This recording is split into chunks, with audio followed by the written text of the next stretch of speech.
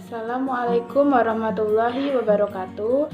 Perkenalkan, nama saya Diana Monica, NIM 20631020, Prodi S1 Perbankan Syariah, Universitas IAIN Curug.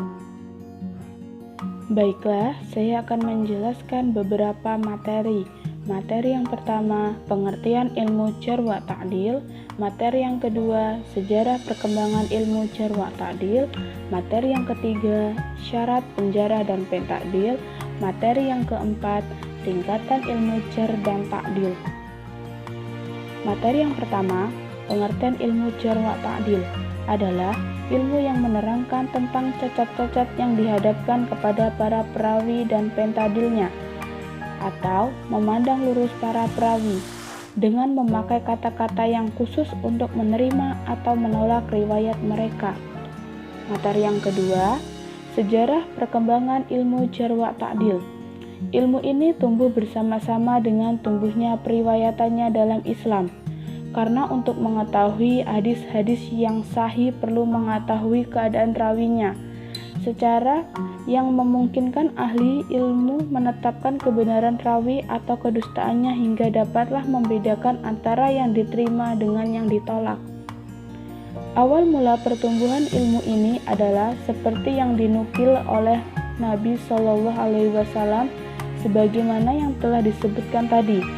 Lalu menjadi banyak dari para sahabat, tabi'in dan orang setelah mereka.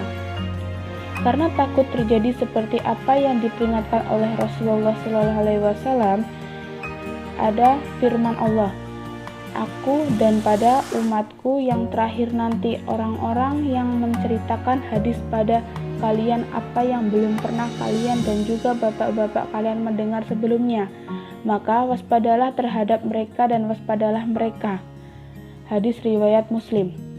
Maka penyampaian hadis yang riwayatannya itu adalah sama dengan penyampaian untuk agama.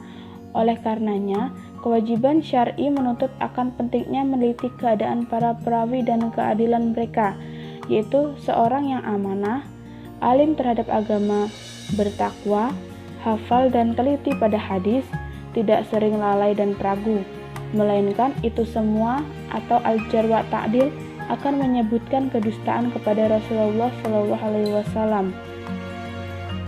Materi yang ketiga, syarat penjarah dan pentakdil.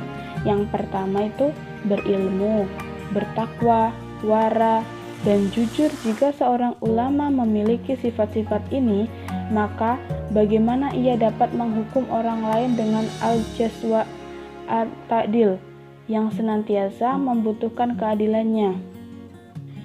Syarat yang kedua yaitu takwa, wara, jujur, menjauh fanatik golongan, mengetahui sebab-sebab mentajrih dan mentakdil. Kita masuk materi yang keempat, tingkatan ilmu jar dan ta'dil. Tingkatan at-ta'dil, tingkatan yang pertama yang menggunakan bentuk superlatif dalam pentakdilan atau dengan menggunakan ungkapan-ungkapan. Tingkatan yang kedua dengan menyebutkan sifat-sifat yang menguatkan keistisqaannya dan keadilannya dalam ketetapan periwayatannya, baik dengan lafaz maupun dengan makna. Tingkatan yang ketiga yang menunjukkan adanya pensigahan tanpa adanya penguatan atas hal itu. Tingkatan yang keempat yang menunjukkan adanya keadilan dan kepercayaan tanpa adanya isyarat atau kekuatan hafalan dan ketelitian. Tingkatan yang kelima yang tidak menunjukkan adanya pensikahan ataupun celaan. Tingkatan keenam, isyarat yang mendekati celaan atau jar. Tingkatan al-jar. Tingkatan pertama yang menunjukkan adanya kelemahan dan ini yang paling rendah dalam tingkatan al-jar. Tingkatan kedua yang menunjukkan adanya pelemahan terhadap perawi dan tidak boleh dijadikan sebagai hujah. Tingkatan ketiga yang menunjukkan lemah sekali dan tidak boleh ditulis hadisnya. Tingkatan keempat yang menunjukkan tuduhan dusta atau pemalsu hadis. Tingkatan kelima yang menunjukkan sifat dusta atau pemalsu dan semacamnya.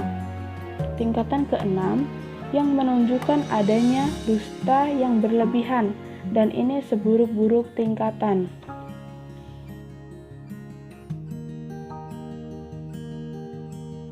Wassalamualaikum warahmatullahi wabarakatuh.